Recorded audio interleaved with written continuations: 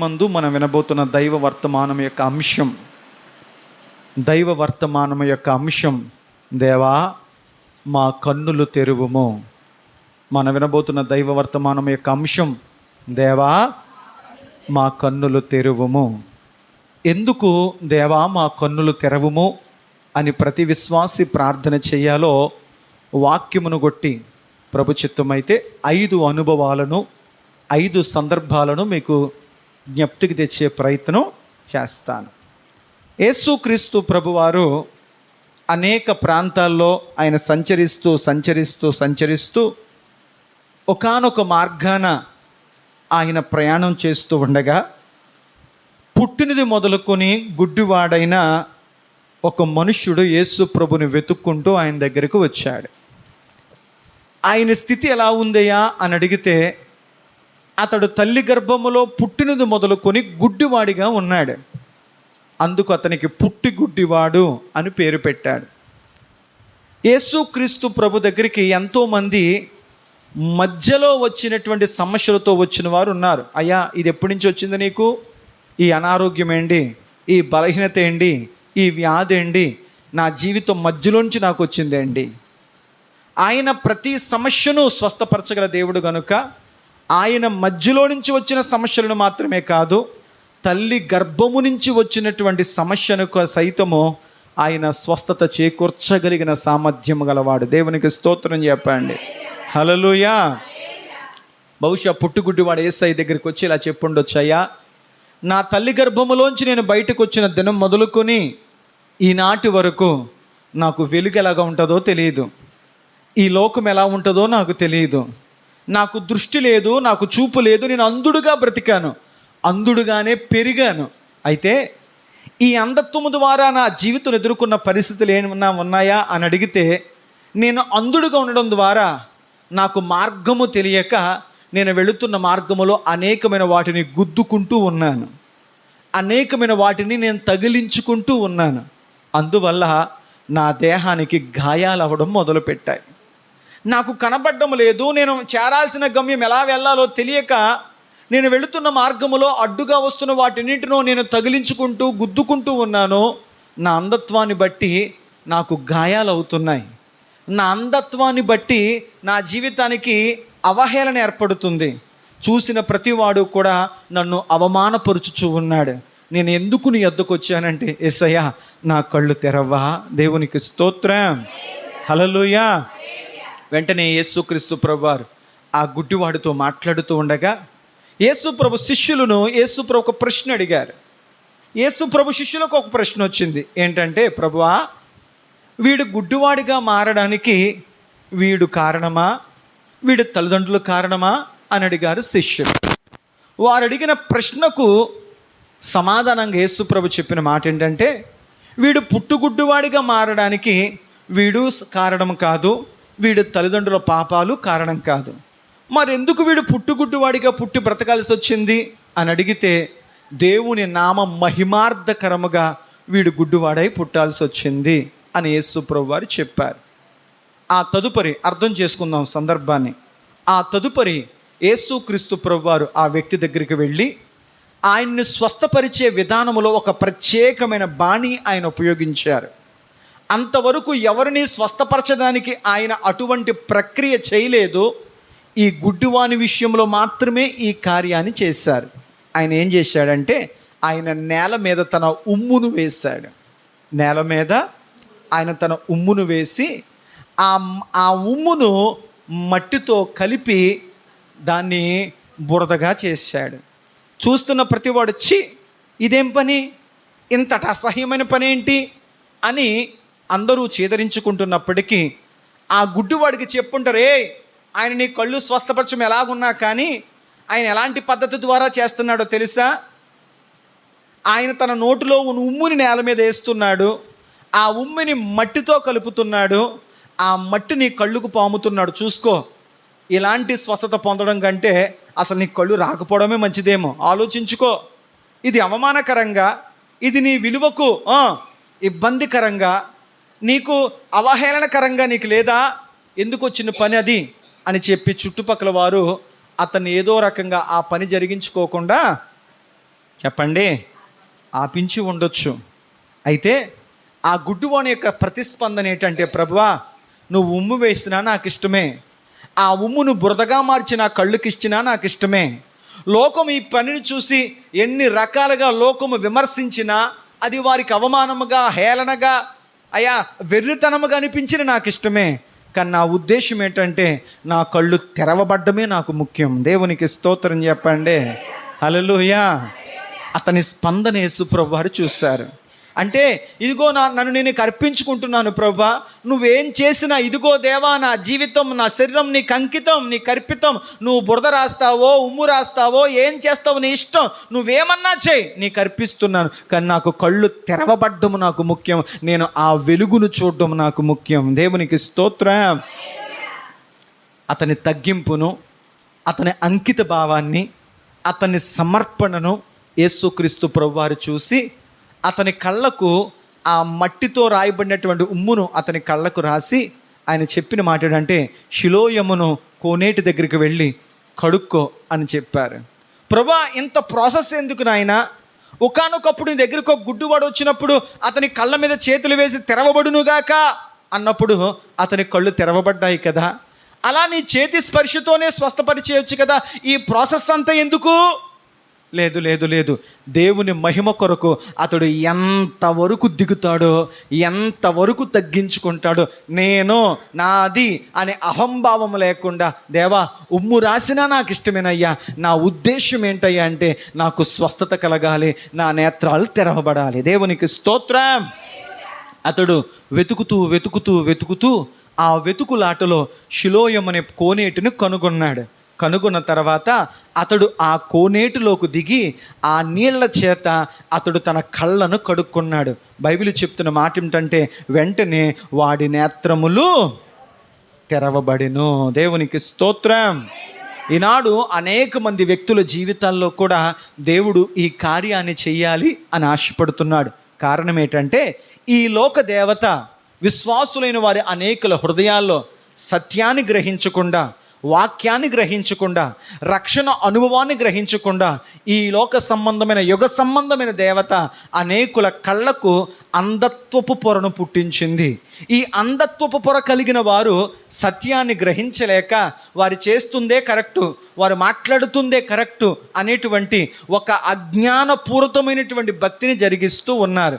అయితే దేవుని వాక్యం సెలవిస్తుంది, అయ్యా నీ జీవితానికి ఉన్నటువంటి పాపము అనే బురద కడగబడాలి అంటే, పాపము అనే బురద నువ్వు కడుక్కోవాలి అంటే మొదటగా షిలోయం అనే కోనేటిలోకి వెళ్ళు. ఈ షిలోయం అనే కోనేరు దేవుని మందిరానికి, దేవుని సన్నిధికి సూచనగా ఉంది. అక్కడికి నువ్వు వెళ్ళు, అక్కడికి నువ్వు వెతుకులాడుతూ వెళ్ళు, వెదకుడి మీకు దొరకును అన్నట్లుగా ఆ గుడ్డివాని వలె ఆత్మీయ గుడ్డితనం కలిగిన వారు, సత్యాన్ని గ్రహించలేని సత్యాన్వేషకులుగా ఉన్న వారందరినీ కూడా ప్రభు అంటున్నాడు, నీ జీవితానికి, నీ తలంపులకు, నీ ఆలోచనకు, నీ వ్యక్తిత్వానికి కట్టినటువంటి పాపము అనే బురద పోవాలంటే నువ్వు ఎక్కడికి వెళ్ళాలంటే షిలోయం అనే కోనేటి దగ్గరికి వెళ్ళు. అనగా దేవుని మందిరము, దేవుని సన్నిధి, దేవుని యొక్క ప్రసన్నత, దేవుని యొక్క ప్రత్యక్షత దొరికే స్థలమైన దైవ సన్నిధికి నువ్వు వెళ్ళు. వెళ్ళిన తర్వాత అక్కడి నీళ్ల చేత నీ కళ్ళను కడుక్కో. నీళ్లు వాక్యానికి సూచన. దేవుని మందిరానికి వెళితే నువ్వు సరిపోదు, కోనేటిలో దిగితే నువ్వు సరిపోదు, కోనేటిలోని నీళ్ల చేత నీవు నీ కళ్ళను కడుక్కో. అనగా వాక్యము చేత నీ హృదయాన్ని కడుక్కో, వాక్యము చేత నీ తలంపులను కడుక్కో, వాక్యము చేత నీ ఆత్మీయ నేత్రాలను కడుక్కో, వాక్యము చేత నీ జీవితాన్ని కడుక్కో. ఎప్పుడైతే నువ్వు కడుక్కున్నావో అప్పుడు నీవు మూయబడిన ప్రతివి తెరవబడతాయి, నీ తలంపులు తెరవబడతాయి, అవి ఆత్మ సంబంధమైన తలంపులుగా మార్చబడతాయి. నీ నేత్రాలు తెరవబడతాయి, అవి మనోనేత్రాలుగా తెరవబడతాయి. నీ హృదయం తెరవబడుతుంది, అది వాక్యమునకు చోటిచ్చే హృదయముగా తెరవబడుతుంది. ఆ విధంగా తెరవబడాలి అంటే నువ్వు కడగబడాలి. దేవునికి స్తోత్రం. ఆ కడగబడే ప్రక్రియ పేరే బాప్తిస్మము. దేవునికి స్తోత్రం. హల్లెలూయా. అంటే గుడ్డువాడు సిలోయం అనేటువంటి కోనేటిలోకి వెళ్ళాడు. ఆ నీళ్ల చేత తన కళ్ళను కడుక్కున్నాడు. ఈనాడు మనము కూడా దేవుని మందిరానికి వెళ్ళి దేవుని వాక్యమని నీళ్ల చేత మన జీవితాన్ని కడుక్కోవాలి, మన బ్రతుకులను కడుక్కోవాలి, మన తలంపులను కడుక్కోవాలి, మన ఆలోచనలను కడుక్కోవాలి.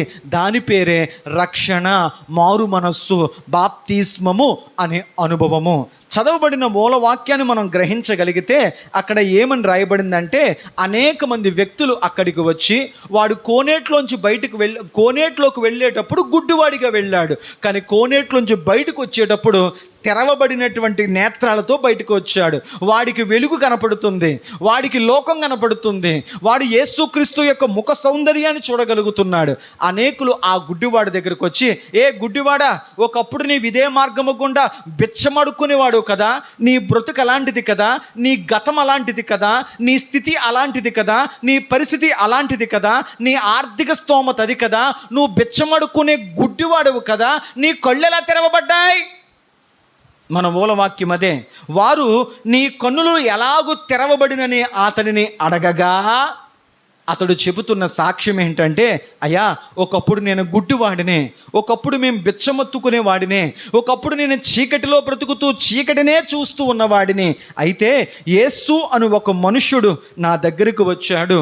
ఆయన బురద చేసి నా కన్నులకు పూసెను. అప్పుడు నేను షిలోయ్ అనేటువంటి కోనేటి దగ్గర వెళ్ళి కడుగుకొమ్మని ఆయన చెప్పాడు. ఆయన చెప్పినట్లు నేను వెళ్ళి కడుక్కున్నాను గనుక ఇదిగో నేను చూపు పొంది తిని. దేవునికి స్తోత్రం చెప్పండి. వాక్యము ఏదైతే నీ జీవితంలో చెబుతుందో ఆ వాక్య ప్రకారం నువ్వు చెప్పినది చేయగలిగితే నీ నేత్రాలు తెరవబడతాయి. వాక్యం ఏమని చెబుతుంది? అపోస్తుల కార్య గ్రంథంలో మనం గమనించగలిగితే, వారు వాక్యమును వినిరి, వారు మారు మనసు నిమిత్తమై రక్షణార్థమైన అనుభవం కొరకు వారు బాప్తిస్మము పొందిరి. వాక్యం ఏదైతే చెబుతుందో అది నువ్వు చేయగలిగితే నీ ఆత్మనేత్రం తెరవబడుతుంది, నీ మనోనేత్రం తెరవబడుతుంది. దేవునికి స్తోత్రం చెప్పండి. హల్లెలూయా. అంటే యేసుక్రీస్తు ప్రభువారు ఒక పుట్టి గుడ్డువాని యొక్క కళ్ళను తెరిచారు. నేను అంటాను, ప్రభువా, వాడు కళ్ళే ఎందుకు తెరవాలనుకున్నావు అని అడిగితే, ఆ తెరిచే ప్రక్రియలో ఆయన చేస్తున్న ప్రతి పనికి వాడు లొంగాడు, వంగాడు, సమర్పించుకున్నాడు. ఈనాడు నీ జీవితంలో ప్రభు తెరవాలనుకున్న కార్యాలు అనేకం ఉన్నాయి. ప్రభువా, ఇదిగో నాకు వివాహం అనే ద్వారాన్ని తెరవ్వా, గర్భఫలం అనే ద్వారాన్ని తెరవ్వా, ఉద్యోగం అనే ద్వారాన్ని తెరవ్వా, వ్యాపారం అనే ద్వారాన్ని తెరవ్వా, జ్ఞానము తెలివితేటలు అనే ద్వారాన్ని తెరవ్వా, ఆర్థికపరమైన సమృద్ధి అనే ద్వారాన్ని తెరవ్వా, ఆరోగ్యము అనే తలుపులు మూయబడ్డాయి, నా శరీరంలో ఆరోగ్యం అనే ద్వారాన్ని తెరవ్వా. నువ్వు దేని కొరకు ప్రార్థన చేస్తున్నా ప్రభు అంటున్నాడు, ఆ ద్వారము తెరిచే ప్రక్రియలో ఆయన నీ తగ్గింపును చూస్తాడు, ఆయన నీ సమర్పణ చూస్తాడు, ఆయన నీ లోబడే తత్వాన్ని చూస్తాడు. వాడు ఉమ్ము రాయించుకునేంతగా అంతటి లోకమంత చి అని హీనముగా చూసినా, సిలువను గూర్చిన వార్త నశించిపోతున్న వారికి ఇది వెర్రితనము అని అనిపించిన అతడు అంతగా నేల మట్టుకు అతడు తగ్గించుకొని, ప్రభువా, ఇదిగో నా జీవితం, ఇదిగో నా శరీరం, నువ్వు ఏం పామినా పర్లేదు, నా ఉద్దేశం ఒకటే, నేను రక్షింపబడాలి, నా కళ్ళు వెలుగును చూడాలి. దేవునికి స్తోత్రం. హల్లెలూయా. ఆయన వాడి కండ్లను తెరిచాను. పాస్టర్ గారు, బాగానే ఉంది. ఒక పుట్టి గుడ్డివాని యొక్క సమర్పణ, ఆ తగ్గింపు, ఆ స్వీకరించిన స్థితి వాడి కళ్ళు తెరిచాయి అని చెప్పారు. మీరు మూలవాక్యముగా దేవా మా కనులు తెరువుము అన్నారు కదా. మాకెందుకు కళ్ళు తెరవబడాలి? మాకన్నీ బాగానే కనపడుతున్నాయి కదా, మా కళ్ళు బాగానే కనపడుతున్నాయి కదా, ఇంకా ఎందుకు మా కళ్ళు తెరువు ప్రభువా అని మేము ప్రార్థన చేయాలి? నిజంగా ఆ ప్రశ్న మనసులో పెట్టుకొని కొన్ని అనుభవాలు గుండా వెళ్ళే ప్రయత్నం చేద్దాం. కళ్ళు తెరుచుండి కూడా మేము ఎందుకు కళ్ళు తెరువు ప్రభువా అని ప్రార్థన చేయాలి అని ఆలోచన చేయగలిగితే, కీర్తనల గ్రంథం 119వ అధ్యాయం చూడండి. కీర్తనల గ్రంథం 119వ అధ్యాయం 18వ వచనంలో ప్రతి విశ్వాసి చేయాల్సిన ఒక ప్రార్థనను అక్కడ భక్తుడు చెప్తూ ఉన్నాడు. నేను నీ ధర్మశాస్త్రమునందు ఆశ్చర్యకరమైన సంగతులను చూచునట్లు దేవా నా కన్నులు తెరువుము. దేవునికి స్తోత్రం చెప్పండి. వాడు గుడ్డివాడు కాబట్టి, దావీదు కుమారుడా యేసు నా కళ్ళు తెరువుము, ఈ గుడ్డుతనము నుంచి విడిపించు ప్రభువా అని వాడు ప్రార్థించాడు. ఆయన బురదను ఉమ్ముని కలిపి వాడి కళ్ళుకు రాసి వాడిని కడుక్కోమని చెప్పాడు. వాడు కడుక్కున్నాడు, కడవబడ్డాడు. ఈనాడు పాపం అనే బురదను కడుక్కోవడానికి మనము వాక్యములోనికి దిగాలి. వాక్యమును బట్టి బాప్తిస్మము అనే నీళ్ల చేత మన జీవితాల్లో కడుక్కోవాలి. వాని సమర్పణ వాడికి తెరవబడి అనుభవాన్ని ఇచ్చింది. దావీదు భక్తుడు మహారాజు అయిన తర్వాత దేవుని సన్నిధిలో మోకరించి ఈ ప్రార్థన చేస్తూ, దేవా, నీ ధర్మశాస్త్రమందు ఆశ్చర్యకరమగు సంగతులు చూచునట్లు నా కళ్ళు తెరవ్వా అని ప్రార్థన చేశాడు. ఈ ప్రార్థన విన్నప్పుడు, ఏమండి దావీదు గారు, మీ కళ్ళు తెరవబడ్డాయి కదా, మీ కళ్ళతో బాగానే ధర్మశాస్త్రాన్ని చదువుతున్నారు కదా, ఇంకా చూచినట్లు కళ్ళు తెరవమంటున్నారు ఏంటి అంటే, దావీదు గారు ఈ మాటని చెబుతున్నాడు. ఎందుకంటే అతడు హృదయానుసారుడు, అతడు దేవుని పట్ల లోతైన ఆలోచన కలిగిన వాడు కాబట్టి ఇలాంటి ప్రార్థన చేయగలిగాడు. అయ్యా, ఎందుకు ఈ ప్రార్థన నేను చేశానంటే, నా మానవ నేత్రాలతో నేను చూస్తున్నప్పుడు నేను ఏదో చదువుకుంటూ వెళ్ళిపోతున్నాను. కానీ దేవా, నా ఆత్మనేత్రం తెరిస్తే, నా మనోనేత్రం తెరిస్తే నేను ఏది చదువుతున్నానో అందులో నీ ఆశ్చర్యకరమైన సత్యాన్ని నేను గ్రహించగలుగుతాను. దేవునికి స్తోత్రం. అంతరార్థం ఏంటంటే, చదువు వచ్చిన ప్రతి వాడు బైబిల్ చదువుతాడు. దేవుని ఆత్మ ఉన్నవాడే తాను చదువుతున్న దానిలో ఉన్నటువంటి సత్యాన్ని గ్రహిస్తాడు. ఎలా చెప్పారు అని అడిగితే, కందాకే అనేటువంటి ఒక నపుంసకుడు దేవుని మందిరానికి వెళ్ళి అతడు మందిరం నుంచి తిరిగి వస్తూ తన రథం మీద కూర్చొని యెషయా గ్రంథములోని యేసు క్రీస్తు యొక్క శిలువ బలియాగమును కూర్చున్నటువంటి వర్తమానాన్ని చదువుతున్నాడు. అతడు వధింపబడిన గొర్రెపిల్ల వలె బొచ్చు కత్తిరించు అని ఎదుట మౌనంగా ఉన్నాడు అన్న లేఖన భాగాన్ని చదువుతూ ఉన్నాడు కళ్ళతో చూస్తూ. కానీ సత్యాన్ని గ్రహించలేకపోతున్నాడు. దేవుని ఆత్మచేత ప్రేరేపబడినటువంటి పిలుపు గారు ఆ రథము దగ్గరికి పరిగెట్టుకుంటూ వెళ్ళి ఆ రథాన్ని ఆపి అతనితో అన్నాడు, నువ్వు చదువుతున్నది, నువ్వు చూస్తున్నది నువ్వు గ్రహించగలుగుతున్నావా? అప్పుడు అతను అన్నాడు, ఎవడైనను నా మార్గము చూపించకపోతే, ఎవడైనను నాకు తెలియచేయకపోతే నాకు ఎలా తెలియచేయబడుతుంది అన్నాడు. వెంటనే నా రథం ఎక్కి నా పక్కన కూర్చొని నాకు బోధించవా అని చెప్పాడు. వెంటనే పిలుపు గారు రథం పక్కకి కూర్చొని వెంటనే అతడు ఏదైతే చూస్తూ చదువుతూ గ్రహించలేకపోతున్నాడో దేవుని ఆత్మచేత ప్రేరేపబడినటువంటి పిలుపు గారు అవన్నీ అతనికి తెలియపరిచాడు. వెంటనే ఆ చదవబడిన వాక్య భాగము ద్వారా అర్థం చేసుకున్న స్థితిని బట్టి వెంటనే అతడు నీళ్ల దగ్గర ఆగి బాప్తిస్మం పొందాడు. దేవునికి స్తోత్రం. దావీదు భక్తుడు అంటున్నాడు, ప్రభువా, నాకు కళ్ళు ఉన్నాయి, నేను చదువుతున్నాను ధర్మశాస్త్రం, కానీ నేను చదువుతున్నప్పుడు అందులో రాయబడిన విషయం నాకు అర్థమవుతుంది. కానీ ఇందులో ఆశ్చర్యకరమగు నీ కార్యాలు నాకు అర్థమవ్వాలంటే, దేవా, నా ఆత్మనేత్రాన్ని తెరవ్వా, ఆత్మతో వాక్యము చదవడం నాకు నేర్పవా. దేవునికి స్తోత్రం. అంటే అర్థం ఏంటంటే, నేను వాక్యం చదువుతున్నప్పుడు ఆశ్చర్యకరమగు నీ స్వరము నాతో మాట్లాడినట్లు ప్రేరేపణ కలిగించండి. నేను చదువుతుండగా మీరు నాకు బోధించండి. నేను చదువుతుండగా అది అర్థమయ్యేటట్లు నీ స్వరము నాతో మాట్లాడినట్లు నీ పరిశుద్ధ ధర్మశాస్త్రం ముందు, నీ పరిశుద్ధ గ్రంథం ముందు ఏవైతే ఆశ్చర్యకరమైన సంగతులు ఉన్నావో అవన్నీ నేను చదువుతున్నాను, కానీ గ్రహించలేకపోతున్నాను. చదువుకుంటూ వెళ్ళిపోతున్నాను, కానీ వాటిని గ్రహించగలుగునట్లు నా బుర్ర తెరుగు, నా ఆలోచనలు తెరువు అనాలి, కానీ నా కనులు తెరువుము అన్నాడు. దేవునికి స్తోత్రం. భక్తుల ఆలోచన అంత లోతైనది. ప్రభువా, ధర్మశాస్త్రమందు ఆశ్చర్యకరమగు విషయములు తెలిచినట్లు నా హృదయ నేత్రాలు తెరువు నాయనా అన్నాడు. ఆమేన్ చెప్పండి. వాక్యం వినే ప్రతి వ్యక్తి కూడా దైవ సన్నిధిలో ప్రార్థించాల్సిన ఒక ప్రార్థన ఏంటంటే, ప్రభువా, నా హృదయ నేత్రాలు తెరవండి. నా హృదయ నేత్రాలు తెరవబడి, అయ్యా, నా మనోనేత్రము తెరవబడి నీ వాక్యములోని ఆశ్చర్యకరమగు విషయాలు గ్రహించగలుగు కృప నాకు దయచేయండి. వాక్యమును గూర్చి మాత్రమే కాదు, నువ్వు దేవుని సన్నిధిలో ఎలా ప్రార్థించాలి, ప్రభువా, నిత్యము నా జీవితంలో ఎన్నెన్నో అద్భుతాలు నువ్వు చేస్తున్నావు, ఎన్నెన్నో మేలు నువ్వు చేస్తున్నావు, ఎన్నెన్నో గొప్ప గొప్ప కార్యాలు నా జీవితంలో నువ్వు చేస్తున్నావు. అవన్నీ నేను గ్రహించలేకపోతున్నాను, అవన్నీ నేను చూడలేకపోతున్నాను. వాటన్నిటిని గ్రహించి చూడగలిగినట్లుగా నా మనోనేత్రము తెరువుము. దేవునికి స్తోత్రం. తెరిచి చూడగలిగితేనే నీ కార్యాలు నేను గ్రహించగలుగుతాను కదా. తెరువు నాయనా నా కళ్ళు అన్నాడు భక్తుడు. ఆమేన్ చెప్పండి. చాలా చిన్న ప్రార్థనే, కానీ అర్థవంతమైన లోతైన ప్రార్థన. తెరవబడితేనే చూడగలుగుతావు. ఆమేన్ చెప్పండి. రాత్రికాల సమయంలో నిద్రమత్తులో నడుచుకుంటూ వెళ్ళిపోయావు. సందులో నుంచి కాలుకి ఏదో మెత్తగా తగిలింది అనిపించిందే. మా ఇంట్లో మా దొడ్లో ఏముంటుంది, ఏ నీళ్ళ పంపో లేకపోతే ఏ చూబో అయి ఉంటుంది, అదే మెత్తగా తగిలి ఉంటుంది అని వెళ్ళిపోయావు. మనసు ఏదో పీగుతుంది, వెనక్కి వచ్చావు, లైట్ వేసావు, కళ్ళు తుడుచుకున్నావు, కళ్ళు తెరిచి చూసావు, అది వాటర్ చూపు కాదు, పాము. కళ్ళు తెరిచి చూసావు, అది పాము అని నీకు అర్థమైంది. ప్రభా, ఆ క్షణం ఆ పాము నన్ను కరిచుంటే నా బ్రతికేమైపోదును, నా కుటుంబం ఏమైపోదును, నా బిడ్డలు ఏమైపోదురు, నా భార్య ఏమైపోదురు, నా జీవితం ఏమైపోదురు అనిపించి ఎంత ఆశ్చర్యకరంగా నన్ను కాపాడో ప్రభా.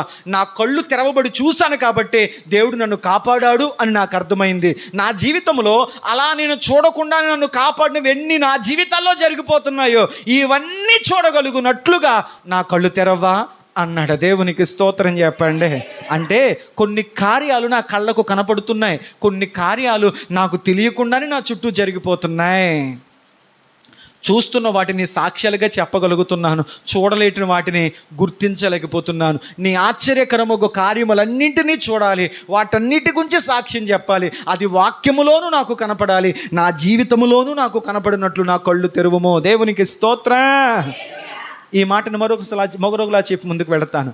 చాలా సందర్భాల్లో చూసావా, దేవుడు వాళ్ళ జీవితాల్లో ఎన్ని కార్యాలు చేస్తున్నాడో, ఎన్ని ఆశ్చర్యకార్యాలు జరుగుతున్నాయో. వాళ్ళ జీవితాల వెంక చూడు, వాళ్ళ బ్రతుకుల వెంక చూడు, వాళ్ళ కుటుంబం వెంక చూడు, వాళ్ళ చదువుల వెంక చూడు, వాళ్ళ ఉద్యోగాల వెంక చూడు. వాళ్ళ జీవితాల వైపు చూస్తుంటే వాళ్ళ జీవితంలో ఎన్ని ఆశ్చర్యకార్యాలు కనపడుతున్నాయో. కానీ భక్తుడు అంటున్నాడు, వాళ్ళ జీవితాల్లో కనపడడం కాదు ప్రభువా, నా జీవితంలో కార్యాలు చూడగలిగినట్లు నా కళ్ళు తెరువు. దేవునికి స్తోత్రం. ఎవరి జీవితంలో కార్యాలు కనపడాలంట? నా జీవితంలో నువ్వు చేస్తున్న కార్యాలు నేను చూడగలుగునట్లుగా దేవా నా కళ్ళు తెరవా అని ప్రార్థన చేశాడు. 2 రకాల ఉద్దేశాలు. నీ పరిశుద్ధ గ్రంథములోని సత్యాలను గ్రహించగలుగునట్లు, ఏదో చదువుకుంటూ వెళ్ళిపోతున్నాను అన్నట్లుగా కాకుండా నీ ఆశ్చర్యకరముగు నీ శక్తిని గ్రహించగలిగినట్లు నా ఆత్మనేత్రాలు తెరువు. నిత్యము నా దైనందిన జీవితంలో ఎన్ని రకాలుగా నన్ను కాపాడుతున్నావో చూడగలిగినట్లు నా మనోనేత్రాలు. ఇప్పుడు చెప్పండి, గుడ్డివాడు తన కళ్ళు తెరవమని ప్రార్థిస్తే దావీదు లాంటి మహాభక్తుడు తన ఆత్మనేత్రాలతో దైవ కార్యాలతో కూడినటువంటి అనుభవాలు చూడాలని చెప్పి నా కళ్ళు తెరువు ప్రభువా అన్నాడు. దావీదు భక్తుడే కళ్ళు తెరవమని ప్రార్థించాడంటే ఇక నువ్వు ఏమని ప్రార్థన చేయడం మొదలెట్టాలే? దేవా, అనుదినము నా కళ్ళు తెరవండి, నా హృదయాన్ని తెరవండి, నా ఆలోచనలు తెరవండి, నీ కాపుదలను నీ సత్యాన్ని అనుక్షణము గ్రహించగలుగునట్లు. అయ్యా, దావీదు భక్తుడు చేస్తున్న ప్రార్థన నేను చేస్తున్నాను. నీ వాక్యములో ఉన్నటువంటి ఆశ్చర్య కార్యములు చూచినట్లు, నా జీవితంలో ఎన్ని ఆశ్చర్య కార్యాలు జరుగుతున్నాయో చూడగలుగునట్లు నా కళ్ళు తెరవబడును గాక. అందుకే మన టాపిక్, దేవా నా కనులు తెరువుము. 3వ అనుభవాన్ని జ్ఞాపకం చేసుకెళ్ళి ముందుకెళ్ళే ప్రయత్నం చేద్దాం. చూడండి, పరిశుద్ధ గ్రంథాలను తెరచి లూకా శుభవార్త 24వ అధ్యాయం 31వ వచనం. లూకా శుభవార్త 24వ అధ్యాయం 31వ వచనంలో మనం చూడగలిగితే, అమ్మా, వారి కన్నులు తెరవబడి ఆయనను గుర్తుపట్టిరి. దేవునికి స్తోత్రం. హల్లెలూయా. ఏంటి ఈ సందర్భం అని మనం గమనించగలిగితే, యేసుక్రీస్తు ప్రభువారు, జాగ్రత్తగా వినండి, యేసుక్రీస్తు ప్రభువారు శుక్రవారపు దినాన ఆయన గురువారం రాత్రి ఆయన గెత్సేమనే తోటలో బంధింపబడ్డారు. శుక్రవారం నాడు ఆయన శిలువ శిక్ష ద్వారా సర్వమానవాళి పాప పరిహారార్థమై తన చివరి రక్తపు బొట్టును ఆయన కార్చి శిలువ మీద సజీవ యాగముగా ఆయన తను వదకు తేబడిన గొర్రెపిల్లగా తన తండ్రి చేతికి తన ఆత్మను అప్పగించుకొని ఆయన మరణించారు. ఆ తదుపరి 3 దినాలు ఆయన మరణించి ఆదివారపు దినమున ఇంకనూ తెల్లవారుతుండగా ఆయన పునరుద్ధాన శక్తితో లేవనెత్తబడిన తర్వాత ఆయన సజీవుడు నేను అయి ఉన్నానని చెప్పి అనేకులకు ఆయనను తాను కనపరుచుకుంటూ ఉన్నారు. అయితే ఎమ్మయి అనే గ్రామంలో ఉన్నటువంటి 2 వ్యక్తులు, కొంతమంది బైబిల్ పండితులు అంటారు ఆ 2 వ్యక్తులు దంపతులు, భార్యాభర్తలు అని కొంతమంది భావిస్తూ ఉంటారు. వారంట యెరూషలేముకు వచ్చారు. యెరూషలేములో ఈ శుక్ర, శని, ఆది ఈ 3 దినాలు జరిగిన సందర్భాల గురించి వారు మాట్లాడుకుంటూ వెళుతున్నారంట ఎమ్మయిలో ఉన్న తమ ఇంటికి. యెరూషలేము నుండి ఎమ్మయి గ్రామంలో ఉన్న తమ ఇంటికి నడుచుకుంటూ వెళ్ళిపోతున్నారంట వారిద్దరు. బహుశా వారు దంపతులు, భార్యాభర్తలు అయి ఉంటారని కొంతమంది బైబిల్ పండితుల యొక్క అవగాహన. వారు ఏం మాట్లాడుకుంటున్నారు, వారు మాట్లాడుకునే విధానం ఎలాగుంది అని అడిగితే అక్కడ వారు యేసుక్రీస్తు ప్రభుని గురించి మాట్లాడుకుంటున్నారంట.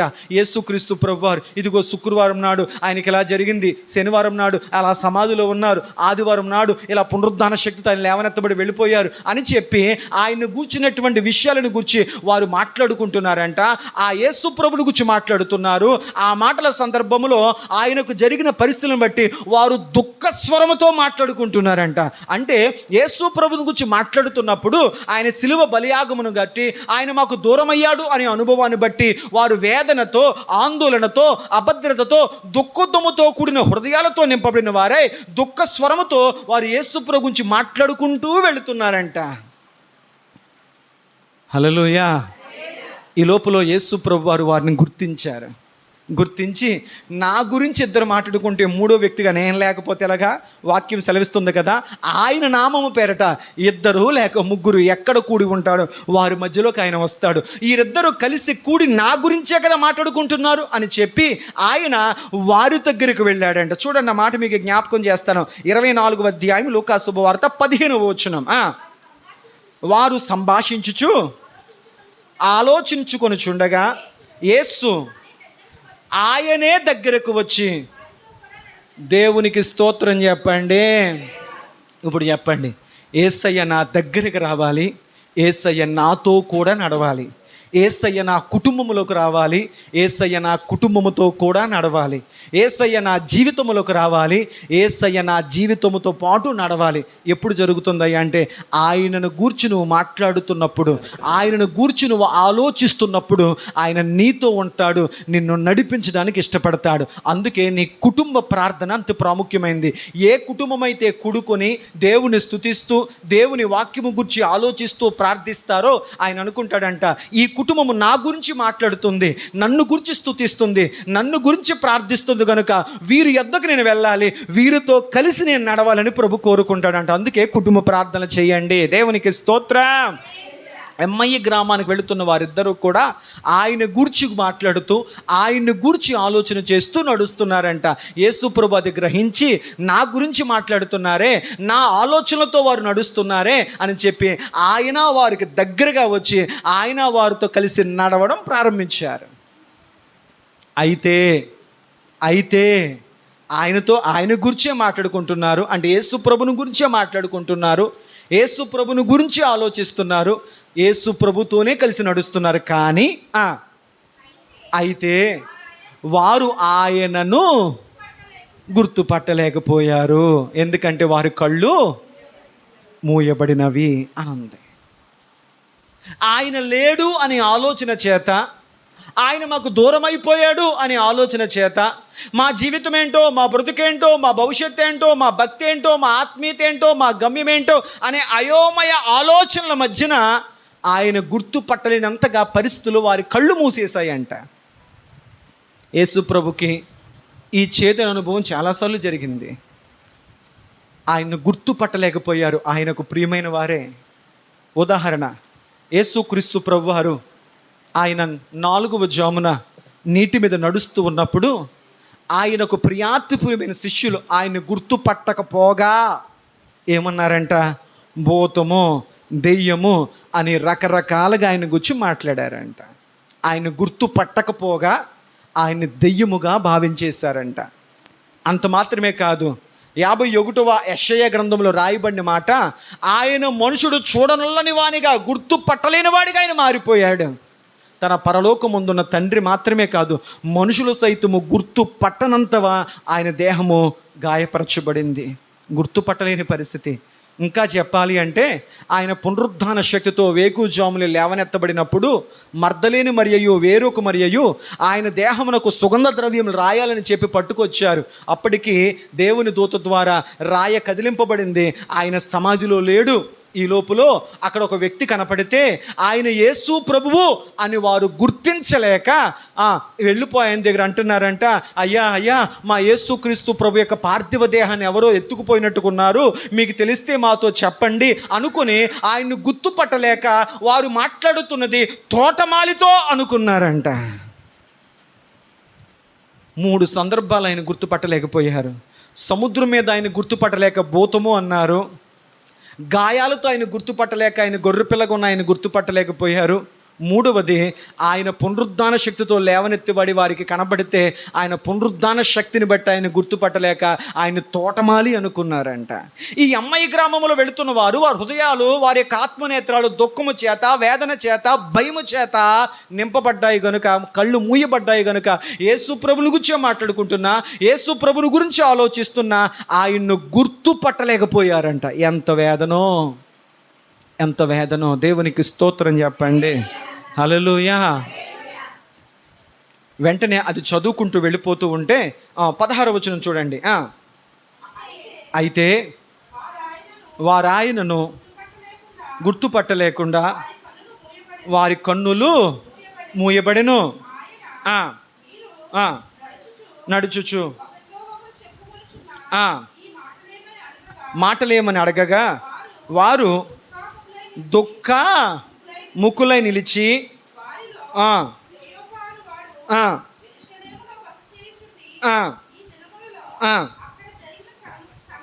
ఆ సంగతులు నీ ఒక్కడవే ఎరగవా, అవన్నందరికీ తెలిసినవే కదా అని ఆయనను అడిగెను. 30వ వచనం చదువుతున్నాను చూడండి. ఆయన వారితో కూడా భోజనముకు కూర్చున్నప్పుడు ఒక రొట్టెను పట్టుకుని స్తోత్రము తెరిచి దానిని విరచి వారికి పంచి పెట్టగా వారి కనులు తెరవబడి అప్పుడు వారు ఆయన్ను గుర్తుపట్టిరి. దేవునికి స్తోత్ర. అర్థమైందా? జరిగినవన్నీ ఆయనతోనే చెప్తున్నారు. యేసు ప్రభువారికి జరిగిన విషయాలు నీకు తెలియవా? మొత్తం యెరూషలేములో వాళ్ళందరికీ తెలిసిపోయింది కదా, నువ్వు కొత్తగా అడుగుతున్నావేంటి? ఆయనకి ఎంత అన్యాయం తీర్పు జరిగింది, ఎంతగా ఆయన మీద నిందలేశారు, ఎంతగా సిలువ శిక్ష ఆయనకు అనుగ్రహించారు, ఇవన్నీ చెప్పుకుంటూ వాళ్ళ ఇళ్ళకి వెళ్ళిపోయారంట. ఆయనతో కలిసి వారు భోజనానికి కూర్చున్నారంట.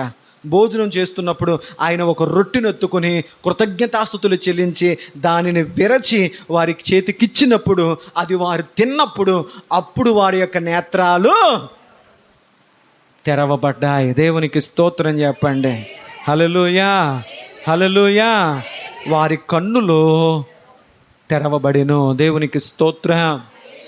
ఈ విషయాన్ని మనం గమనించగలిగితే, వాక్యం వింటున్న ప్రియ దేవుని బిడ్డ, ఎన్నో సందర్భాల్లో మనం దేవుని గురించే పాడుతుంటాం, దేవుని నామం పేరటే స్తుతిస్తూ ఉంటాం, దేవుని వాక్యాన్ని మనం చదువుతుంటాం, దేవుని గురించిన సాక్ష్యాలే మనం వింటుంటాం, కానీ దేవునితోనే నడుస్తుంటాం. కానీ బాధాకరం ఏంటంటే ఆయన నిత్యము మనతో ఉన్నాడు, ఆయన నా పక్కన నాతో ఉన్నాడు అన్న సత్యాన్ని మాత్రం కొన్ని పరిస్థితుల్లో, ఈ కష్టాల్లో, ఈ ఇరుకుల్లో, ఈ ఇబ్బందుల్లో, ఈ వేదనలో, ఈ పరిస్థితుల్లో దేవుడు నన్ను వదిలేసి వెళ్ళిపోయాడేమో అన్న కలవరానికి మనం గురైపోతుంటాం. కానీ వాక్యం సెలవిస్తున్న మాట ఏమిటయ్యా అంటే, నీ కళ్ళు తెరవబడితే నీకు అర్థమయ్యేది ఏంటంటే ఆయన నిత్యము నీతోనే ఉన్నాడు. దేవునికి స్తోత్రం. నిన్ను విడువను, ఎడబాయను, నిబ్బరము కలిగి ధైర్యముగా ఉండుము, నేను నీకు తోడై ఉన్నానని చెప్పి ఆయన నీ కుడి చెయ్యి పట్టుకొని నిన్ను లేవనెత్తి నిన్ను నడిపించునుగాక.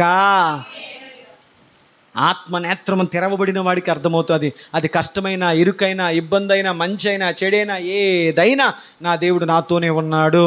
అది ఎప్పుడు తెరవబడుతుందంటే నీ ఆత్మీయ నేత్రాలు, దేవా మా కనులు తెరువు నాయనా. ఎందుకో తెలుసా? నెంబర్ 1, మేము రక్షణ పొందునట్లు మా కనులు తెరువుము. గుడ్డివాణి గురించి, దేవా మా జీవితంలో మేము చేస్తున్నటువంటి అద్భుతమైన కార్యాలు చూచున్నట్లు, నీ వాక్యములోని నీ వాక్యములో ఉన్నటువంటి ఆశ్చర్యకార్యములు చూచున్నట్లు మా కళ్ళు తెరువు. మూడవది, దేవా నీవు నిత్యము మాతోనే ఉన్నావని గ్రహించగలుగునట్లు మా కనులు తెరువుము. దేవునికి స్తోత్రం. హల్లెలూయా. మరొక సందర్భాన్ని జ్ఞాపకం చేసి ముందుకు వెళ్ళే ప్రయత్నం చేద్దాం. ఆదికాండము 21వ అధ్యాయం 19వ వచనం. ఆదికాండము 21వ అధ్యాయం 19వ వచనం. అక్కడ మనం చూడగలిగితే, నీవు లేచి, ఆదికాండము 21వ అధ్యాయం 19వ వచనం. మరియు దేవుడు ఆమె కన్నులు తెరచినందున ఆమె నీళ్ల ఊట చూచి వెళ్ళి ఆ తిత్తిని నీళ్లతో నింపి చిన్నవానికి త్రాగనిచ్చెను. దేవుడు ఆ చిన్నవాడికి తోడయుండెను. అతడు పెరిగి పెద్దవాడై ఆ అరణ్యములో కాపురముండి దేవునికి స్తోత్రం. హల్లెలూయా. చూద్దాం. నమ్ముకున్నటువంటి అబ్రహాము గారు తన భార్య అయిన శారాయి మాట విని, నువ్వు మా దగ్గరికి ఉండొద్దు అని చెప్పి దాసీగా ఉండి అబ్రహాము గారికి కొడుకును కన్నటువంటి ఇష్మాయేలును కన్నటువంటి హాగరును ఇష్మాయేలును ఇంటిలో నుంచి బయటికి పంపించేశాడు. ఈ వృత్తాంతం మనకు తెలిసిందే. అతడు పంపించేటప్పుడు సమాజానికి తెలిసిందొకటి, సమాజానికి తెలియందొకటి. హాగరుకు తన బిడ్డకు తెలిసిందొకటి, హాగరుకు తన బిడ్డకు తెలియందొకటి. 2 పనులు చేశాడు ఆయన. నెంబర్ 1, అతడు ఏం చేశాడంటే ఆమెను ఆ బిడ్డను గాడిద ఎక్కించి, ఆ గాడిద ఎక్కించేటప్పుడు వారు తినడానికి ఆహారముగా రొట్టెలిచ్చి, త్రాగడానికి ఈరోజు మనం వాటర్ బాటిల్ ఎలా తాగుతున్నామో ఆ రోజున ఒక జంతువు యొక్క చర్మాన్ని ఒలిచి దాన్ని నీళ్ళ తిత్తిగా మార్చి అందులో నీళ్లు పోసుకునేవారు.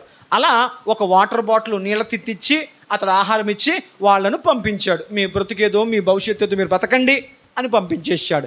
వారిని పంపించిన తర్వాత వారి కొరకు వారిని దేవుని చేతికి అప్పగిస్తూ, దేవా వీరు ఎక్కడికి వెళ్ళినా వారికి నువ్వు తోడుండు నాయనా అని అబ్రహాం ప్రార్థన చేశాడు. ఆయన ప్రార్థించిన విషయం ఎవరికి? పంపించిన విషయమే తెలుసు, వదిలించుకున్న విషయమే తెలుసు, పంపేసిన విషయమే తెలుసు. కానీ ప్రార్థించిన విషయము చాలామంది వ్యక్తులు కళ్ళ ముందు చెప్పేవే వింటారు, కళ్ళ ముందు చూసేవే ఉంటారు. మీ ఇంటికి వచ్చి ఒక పావుగంట మాట్లాడితే చాలయ్యా అనుకుంటారు. అంటాను, కనపడకుండా నీ వెనకాల ప్రార్థించే వ్యక్తుల కోసం మీకు తెలియదు. హల్లెలూయా, హల్లెలూయా. అయితే అతడు వారి క్షేమము కొరకు, దేవుని తోడు కొరకు అతడు ప్రార్థన చేశాడు. వీరు వెళుతూ వెళుతూ వెళుతూ బెహెర్షా అరణ్యంలోకి వెళ్ళిపోయారు. అయ్యా అక్కడికి వెళ్ళిపోయిన తర్వాత అక్కడ వాళ్లకు తెచ్చుకున్న ఆహారం అయిపోయింది, త్రాగడానికి తిత్తిలో ఉన్న నీళ్ళన్నీ కూడా అయిపోయాయి. అయితే తీవ్రమైన దాహము చేత ఉంటున్నప్పుడు చుట్టూ ఎక్కడ నీళ్లు కనపడలేదు. అగమ్య గోచరం, భవిష్యత్తు అర్థం కాని పరిస్థితి, ఎక్కడికి వెళ్ళాలో కూడా తెలియని పరిస్థితి. అలాంటి పరిస్థితిలో ఉన్నప్పుడు ఆ చిన్న బిడ్డకున్నటువంటి ఇష్మాయేలు దాహము దాహము, నీరు నీరు నీరు అని చెప్పి ఆ బిడ్డ ఏడవడం మొదలుపెట్టాడు. కొంచెం జ్ఞానం తెలిసిన పెద్దవాళ్ళని కంట్రోల్ చేయగలుగుతాం, కానీ చిన్నపిల్లని కంట్రోల్ చేయడం అసలు ఎవరి వల్ల అవ్వదు. వాళ్ళు ఏది అడుగుతారో అది ఇచ్చేదాకా వాళ్ళు మన మాట వినరు. మంచినీళ్ళైనా ఆకలైనా అంతే. ఆ విధంగా ఆ బిడ్డ తీవ్రమైన దప్పికతో ఉన్నాడు కాబట్టి ఆ బిడ్డ మంచినీళ్ళ కొరకు ఏడుస్తూ ఏడుస్తూ ఏడుస్తూ ఏడుస్తూ ప్రాణము పోయేంతగా ఏడుస్తున్నాడంట. ఆ తల్లి అనుకుంది, ఇక్కడ నీళ్లు నాకు దొరికే విధానం లేదు, ఈ బిడ్డ ఏడిచి ఏడిచి ఏడిచి దప్పిక తెగ చచ్చిపోతాడేమో, వీడి చావు నా కళ్ళతో చూడలేదు అని చెప్పి ఆ బిడ్డను ఒక చెట్టు పొదచోటున వాడిని పడేసి ఆమె దూరంగా వెళ్ళి మోకాల మీద పడి ఏడుస్తుందంట. నా బతుకెందుకలా అయిపోయింది, నా రాత ఎందుకలా అయిపోయింది, నా జీవితం ఎందుకలా అయిపోయింది, ఇదంతా తప్పు నాదే. ఆ రోజు నా యజమానురాలు వచ్చి అడిగినప్పుడు నేను ఏదేదో ఊహించుకున్నాను, ఏదేదో అనుకున్నాను, నా జీవితం బాగుంటుంది, నా బిడ్డల భవిష్యత్తు బాగుంటుంది అనుకున్నాను, కానీ నా రాత్రిలో అనుకుంటుంది అనుకోలేదు. నేను సరైన సమయంలో సరైన నిర్ణయం తీసుకోలేదు. ఆనాటి నా తప్పుడు ఆలోచనే ఈ రోజు నా బ్రతికలు అయిపోవడానికి కారణం అని తనను తాను దూషించుకుంటూ విమర్శించుకుంటూ వేదన పడుతూ ఏడుస్తుందంట. ఆమె అనుకుంది, ఏడిచి ఏడిచి ఏడిచి నా బిడ్డ ఆ పొద కింద పడే చచ్చిపోతాడు, ఆ తరువాత వాడి శోకాన్ని బట్టి నేను చచ్చిపోతాం, ఇక మా బతుకు అయిపోయింది, ఇక మా జీవితం అయిపోయింది, ఇక మా రాత అయిపోయింది అనుకున్నాడు. కానీ అబ్రహాము ప్రార్థన విన్న దేవుడు ఆ బిడ్డ ఏడుపును కూడా విన్నాడు. దేవునికి స్తోత్రం. బా, దేవుని యొక్క వ్యక్తిత్వం ఎంత గొప్పదేండి.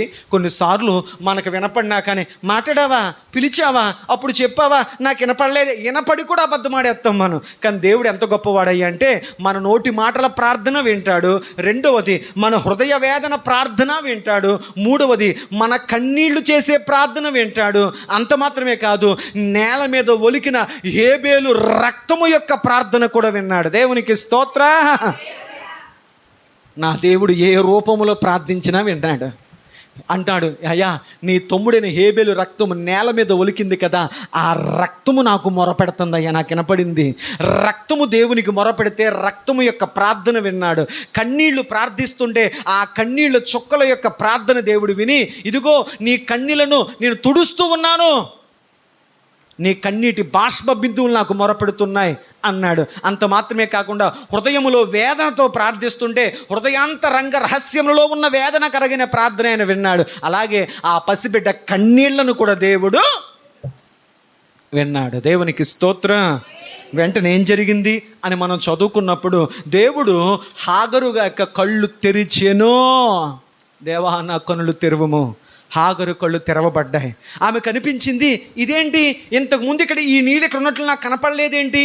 ఇంతకుముందు నా కళ్ళ ముందు ఏం కనపడింది? నా కళ్ళ ముందు సమస్యలే, నా కళ్ళ ముందు భయాలే, నా జీవితం మీద బెంగే, నా జీవితం మీద సమస్యలే సమస్యలే సమస్యలే సమస్యలే, ఈ అరణ్యములో నా బ్రతుకు అయిపోయింది అన్నట్లుగా నా జీవితానికి అగమ్య గోచరముగా ఏవీ కనపడలేదు. కానీ గమనించగలిగితే దేవుడు నా కళ్ళు తెరిచినప్పుడు నా ముందే ఒక నీటి ఊట కనపడింది. దేవునికి స్తోత్రం.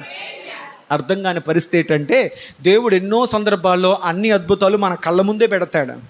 మన కళ్ళకవి చెప్పరేటమ్మా.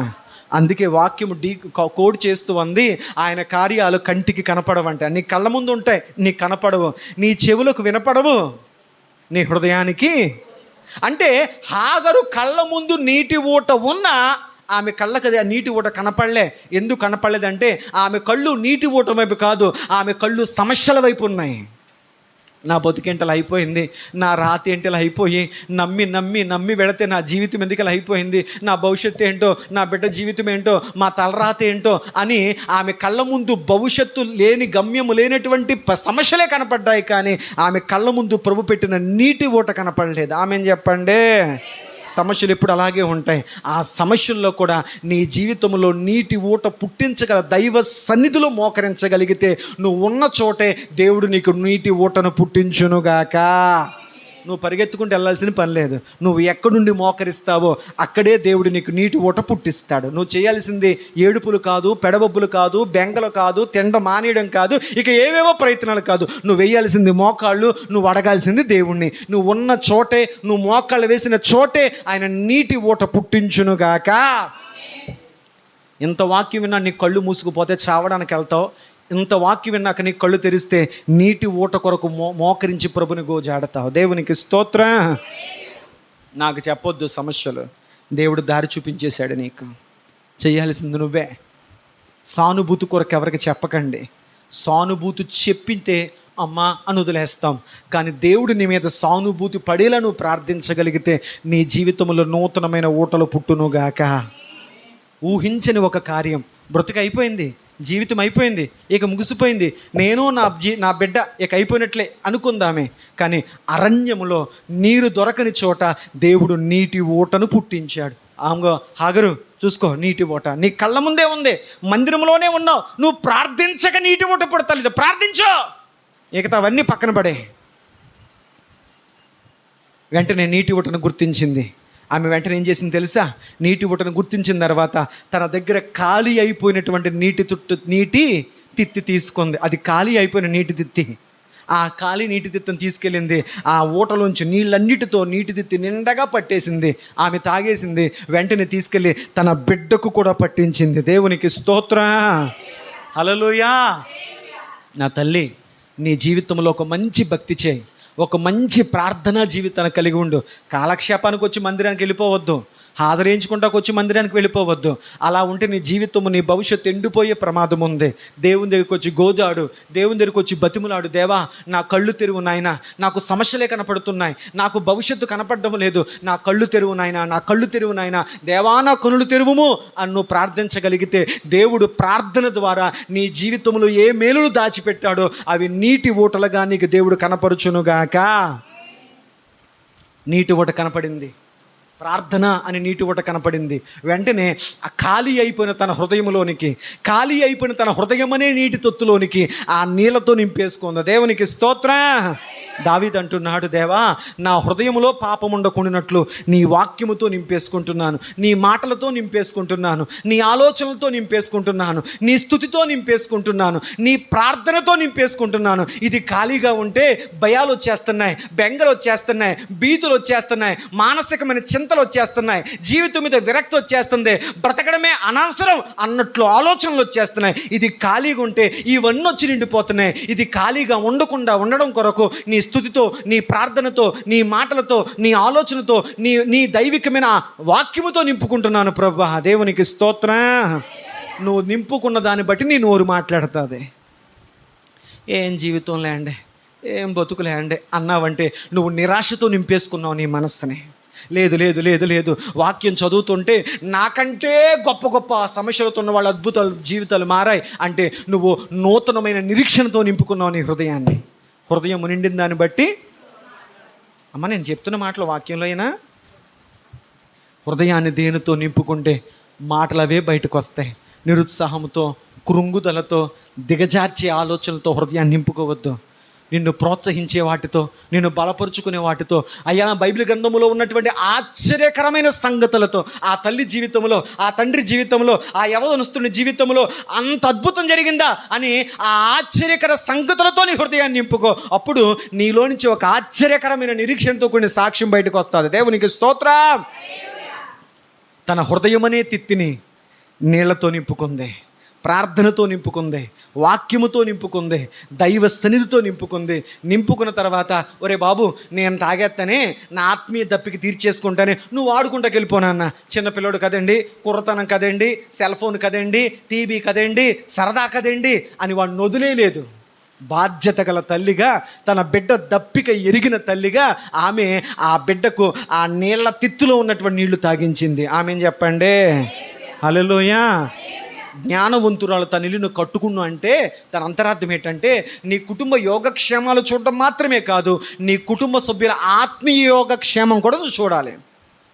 నా కుటుంబ సభ్యుల భక్తి ఎలాగుంది, వాళ్ళు ఎలా స్తుతి చేస్తున్నారా, నిద్రపోతున్నారా, వాళ్ళ ప్రార్థనా జీవితం ఎలాగుంది, వాళ్ళ దేవునితో వ్యక్తిగత సహవాసం ఎలాగుంది, వాళ్ళు ప్రతిరోజు బైబిల్ చదువుకుంటున్నారా లేదా, దేవునితో వారికి పెనుయేలు అనుభవం అంటే దేవునితో ముఖాముఖి అనుభవం వాళ్ళు కలిగి ఉన్నారా లేదా అని చెప్పి వారి ఆధ్యాత్మికమైన దప్పికను గుర్తిస్తుంది.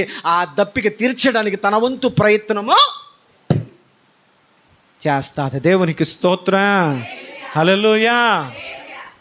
బాధ్యత గల తల్లిగా తాను ఏ తిత్తులోనైతే ఖాళీ అనే తిత్తులో నీళ్ళను నింపుకుందో ఆ నీళ్లను బిడ్డకు పట్టించింది, బిడ్డ దప్పికను తీర్చింది. ఆమె చెప్పండి. నీ హృదయం అనే నీ తిత్తిలో దేవుని గుచ్చిన ఆలోచన, తలంపు, స్తుతి, ప్రార్థన నీ ఆత్మీయ దప్పికను తీరుస్తుంది. అదే దప్పిక నీ బిడ్డ కలిగి ఉండేలా చేయాలి. అదే భక్తి నీ ద్వారా నీ బిడ్డ కూడా చేయగలిగేటట్లు నువ్వు ప్రోత్సహించగలగాలి. కుటుంబ ప్రార్థనలో ఇవన్నీ జరగాలి. దేవునికి స్తోత్రం. నీ కుటుంబ ప్రార్థనలో నీ బిడ్డలకు బైబిల్ చదవడం నేర్పించు.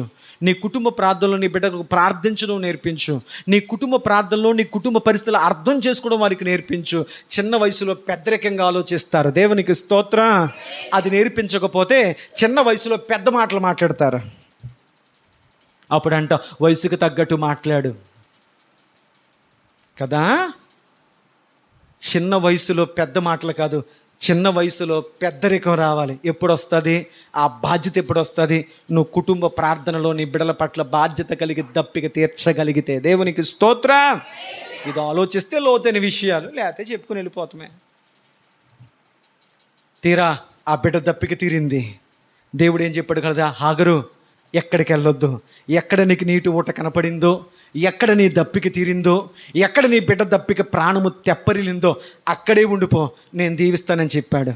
ఈనాడు నువ్వు ఎక్కడైతే వాక్యం ద్వారా దప్పిక తీర్చుకుంటున్నావో, ఎక్కడైతే నీ హృదయం దప్పిక తీరుతుందో, ఎక్కడ నీ హృదయం సేదతీర్చబడుతుందో ఆ సంఘములో, ఆ మందిరములో, ఆ సంఘములో, ఆ వాక్యములో నువ్వు నమ్మకంగా నిలకడగా ఉండాలి. ఇక్కడ ఒక సంవత్సరం, అక్కడ ఒక సంవత్సరం, అక్కడ ఒక సంవత్సరం గంతులు వేయకూడదు. హాగర్తో చెప్పాడు, ఎక్కడ నీకు నీటి ఊట దొరికింది, ఎక్కడ నీకు ఆదరణ కలిగింది, ఏ మాటలు నీ జీవితంలో నూతనమైన ఆధ్యాత్మిక దప్పికను తీర్చాయో ఆ సంఘములో, ఆ మందిరములో, ఆ వాక్యములో, అది ఎడారైనా, అది 2-3 ఉన్న చిన్నదో పెద్దదో అక్కడే ఉండిపో నమ్మకంగా. కొంతమందిని అక్కడ పెద్ద సంఘం ఉండదండి, అక్కడ పెద్ద ఇన్స్ట్రుమెంట్స్ ఉండవండి, అక్కడ పెద్ద ఫ్యాన్లు ఉండవండి, అక్కడ పెద్ద కళగా ఉండదండి, అక్కడ పెద్ద సౌండ్లు ఉండవు, వీటి కోసం వెళ్తున్నావు నువ్వు. ప్రభువన్నాడు 2 లేక 3, అక్కడ 3 ఉండడమే దేవుడికి ఇష్టం. సింహాల బోన్లో దానియేలు 1 ఉండడమే ఆయనకి ఇష్టం. చెరసాల్లో పౌలు సిల్ల 2 ఉండడమే దేవుడికి ఇష్టం. అగ్నిగుండములో షడ్రక్ మేషక్ అబేద్నెగోలు 3 ఉండడమే దేవుడికి ఇష్టం. ఇక్కడ మనం ఎంతమంది ఉండడమే దేవుడికి ఇష్టం. ఆమె ఏం చెప్పండి. దేవుడి ఇష్టం పాటించినా నీ సొంత ఇష్టం కోసం ప్రయత్నం చేయనా. దేవుని ఇష్టం ఏదో అదే చేసుకుంటూ వెళ్ళే ప్రయత్నం చేద్దాం. దేవునికి స్తోత్రం. దేవాని ఈ పరిచర్య విషయంలో నీ చిత్తమే జరుగునట్లు, అది మేము గ్రహించగలిగినట్లు మా కళ్ళు తెరవబడునుగాక. అక్కడ అలాగేండి, ఇక్కడ ఇలాగేండి, అక్కడ అలాగేండి. ముందు పక్కింటి విషయాలు మాని నింటిని గుర్చిన ఆసక్తిని ముందు నేను భక్షించాలి. నా ఇల్లు ఏంటి, నా భక్తి ఏంటి, నా పరిస్థితి ఏంటి, నా కుటుంబం ఏంటి, నా ఆత్మీయత ఏంటి, నా సంఘం ఏంటి, దీన్ని గుర్చిన ఆసక్తిని గుర్చిన ఉంటుంది తప్ప ఊరోళ్ళ విషయాలు నీకు అనవసరం. అర్థమైంది అనుకుంటున్నాను. ఎక్కడ నువ్వు ఎండిన స్థితిలో నుంచి నూతనమైనటువంటి ఆ ఓటను పొందుకున్నావో ఆ స్థలములోనే నమ్మకంగా ఉండు అని దేవుడు చెప్పాడు. మీకు తెలుసా, హాగరు తన కుమారుడైన ఇష్మాయేలు ఆ ఎడారిలోనే, ఆ అరణ్యములోనే, ఆ స్థితిలోనే ఉండిపోయారు. దేవునికి స్తోత్రం. మీకు కూడా తెలుసా, ఒకప్పుడు ఏమీ దొరకని నిర్మానుషముతో ఉన్నటువంటి, ఎడారితో ఉన్నటువంటి ఆ నేల వారు నమ్మకంగా ఉన్నదాన్ని బట్టి, దేవుడు తనకి తోడై ఉన్న దాన్ని బట్టి ఆ ఎడారి ప్రాంతాన్ని దేవుడి రోజు స్వర్గసీమగా మార్చేశాడు. ఎడారి ప్రాంతాన్ని అక్కడ తవ్వితే నీళ్లు కాదు, అక్కడ తవ్వితే ఆయిల్ పడుతుంది, అక్కడ తవ్వితే పెట్రోల్ పడుతుంది, అక్కడ తవ్వితే ప్రకృతి వనరులు సమృద్ధిగా పడుతున్నాయి. అందుచేత వారు ప్రపంచ దేశాల్లో సంపన్న దేశాలుగా బ్రతుకుతున్నారు. మనోళ్ళు అంటారు, ఎక్కడికి వెళ్ళామంటే కాలు ఎగరేసి కువైట్ అంటాడు. కువైట్ వెళ్ళానండి, అరబ్బు కంటకి వెళ్ళామండి, సౌదీ అరేబియాకి వెళ్ళామండి, లేకపోతే ఎక్కడికి వెళ్ళాం, మస్కట్కి వెళ్ళామండి, అబుదాబాయ్కి వెళ్ళామండి, దుబాయ్కి వెళ్ళామండి, అరబ్బు కంట్రీకి వెళ్ళామండి. అది ఇసుక ప్రాంతమే, అది ఏది దొరకని ప్రాంతమే, అది నీళ్లు లేని ప్రాంతమే, కానీ అది భూమి మీద స్వర్గంగా మారిపోయింది. కారణం ఏంటంటే హాగరు తన కుమారుడైనటువంటి ఇష్మాయేలు దేవుడు చెప్పిన చోట అలా ఉండిపోయారు గనుక, దేవుడు తనకి తోడై ఉన్నాడు గనుక దేవుడు వాడిని గొప్పవాడి చేశాడు. దేవునికి స్తోత్రం. ఇప్పుడు ఈ అరబ్బు కంట్రీలో ఉన్న అరబ్బులందరూ ఎవరి సంతానం చెప్పండి? ఇష్మాయేలు సంతానం నుంచి వచ్చిన వారే. ఆనాడు హాగరు తీసుకున్న నిర్ణయం ఈనాటికి తరతరాలకు ఇసుకలో నుంచే వారు సంపద పుట్టించుకుంటూ ఉన్నారు. నువ్వు ఏ స్థితిలో ఉన్నావో ఆ స్థితిలో నమ్మకంగా ఉండగలిగితే, అది ఎడారో, అది బీడు బారిపోయిన నేలో, ఏదైనా కానీ అందులో నుంచి నూతనమైన ఓట ప్రభు పుట్టించునుగాక. దాన్ని గుర్తించగలిగినట్లు దేవుడు నీ కళ్ళు తెరుచునుగాక. ఆమేన్ చెప్పండి. హల్లెలూయా. ఎంతమంది కళ్ళు ప్రభు తెరిచారని చెప్పాను ఇప్పుడు దాకా? నెంబర్ 1, గుడ్డివాని కళ్ళు తెరిచాడు. నెంబర్ 2, దావీదు భక్తుడు చెప్పాడు, దేవా నా కళ్ళు తెరవా, నీ ధర్మశాస్త్రం అందు ఆశ్చర్యకర విషయాలు తెరిచినట్లు నా కళ్ళు తెరవా. 3వది, ఎమ్మయ్య గ్రామం ముందు వెళుతున్న 2 వ్యక్తుల కళ్ళు తెరిచారు. 4వది, హాగరు కళ్ళు దేవుడు తెరిచాడు. సమయం అయిపోతుంది కనుక ఇంకా చెప్పడానికి దేవుడు యేసు ప్రభువు వారు అనేక మంది కళ్ళు తెరిచారు. అవన్నీ చెబుతుంటే 10-15 విషయాలు చెప్తే టైం సరిపోదు కనుక సమయానుకూలం బట్టి చివరిగా మరొక సందర్భాన్ని చెప్పి ముందుకెళ్ళే ప్రయత్నం చేస్తాను. 2వ రాజుల గ్రంథం 6వ అధ్యాయం 2వ రాజుల గ్రంథం 6వ అధ్యాయం 16-17 వచనాలు. అతడు అయ్యా భయపడవద్దు అమ్మా. 2వ రాజుల గ్రంథము 6వ అధ్యాయం 16-17 వచనాలు. అదే చదువుతున్నారమ్మా? చదవండి. అతడు భయపడవద్దు, మన పక్షమునున్నవారు వారికంటే అధికులై ఉన్నారని చెప్పి, యెహోవా వీడు చూచున్నట్లు దయచేసి వీడి కండ్లను తెరువమని ఎలీషా ప్రార్థన చేసెను. దేవునికి స్తోత్రం. హల్లెలూయా. ఎవరు ప్రార్థన చేశారు చెప్పండి తల్లి? ఎలీషా ప్రవక్త గారు ప్రార్థన చేశారు. ఎవరి కొరకు ప్రార్థన చేశాడు? ఆయన దగ్గర ఉన్నటువంటి ఒక సేవకుని కోసము, పరిచారకుని కోసం ప్రార్థన చేశారు. ఏమని ప్రార్థన చేశారు? దేవా వీడి కళ్ళు చూచున్నట్లు వీడు చూచున్నట్టు దయచేసి వీడి కండ్లను తెరవమని ఎలీషా గారు ప్రార్థన చేశారు. ఎందుకు ఆ ప్రార్థన చేయాల్సి వచ్చింది అని అడిగితే, సిరియా దేశపు రాజు, వినండి, సిరియా దేశాన్ని పరిపాలించే రాజు యొక్క చూపు ఎప్పుడు యెరూషలేము మీదే ఉండేదంట, ఇశ్రాయేలు మీదే ఉండేదంట. క్షమించండి, ఇశ్రాయేలు మీదే ఉండేదంట. ఎలాగైనా కానీ ఏ దేశము ఇశ్రాయేలు మీద యుద్ధం చేసి విజయం పొందలేకపోతుంది. ఏ విధమ చేతనైనా, ఏ కుయుక్తి చేతనైనా, ఏ విధమ చేతనైనా నేను ఇశ్రాయేలు మీద యుద్ధం చేసి నేను వారి మీద విజయం సాధించాలి అని చెప్పి సిరియా దేశపు రాజు ఎప్పుడూ ఇశ్రాయేలు మీద ఒక కొన్నేసే ఉంచేవాడంట.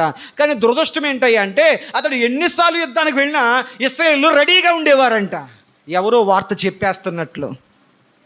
ఇదేంటయ్యా, నేను వార్త పంపడం లేదు, నేను సైలెంట్గా రహస్యంగా గుట్టుగా వెళుతున్నాను, అయినా వాళ్ళు రెడీగా ఉంటున్నారు, యుద్ధం చేస్తున్నారు, నేను ఓడిపోయి పారిపోయి వచ్చేస్తున్నాను, ఇది ఎలా జరుగుతుంది?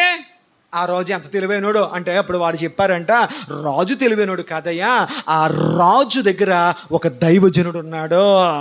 ఆ గ్రామములో, ఆ ప్రాంతంలో ఒక దైవజనుడు ఉన్నాడు. ఆయన పేరు ప్రవక్త యొగు దైవజనుడైన ఎలీషా గారు. ఆయన దేవునితో ఉన్నాడు, ఆయన దైవ సన్నిధిలో నిలిచి ఉన్నాడు. ఆయన ప్రార్థన ఫలితమే ఈ రాజుకు వస్తున్న విజయాలు. ఆయన ప్రార్థన చేసి ఈ రాజు ఎలా యుద్ధం చేయాలో, ఎలా ముందుకు వెళ్ళాలో దైవజనుడు చెప్పినట్లుగా ఈ రాజు వింటున్నాడు కనుక అన్ని విజయాలే.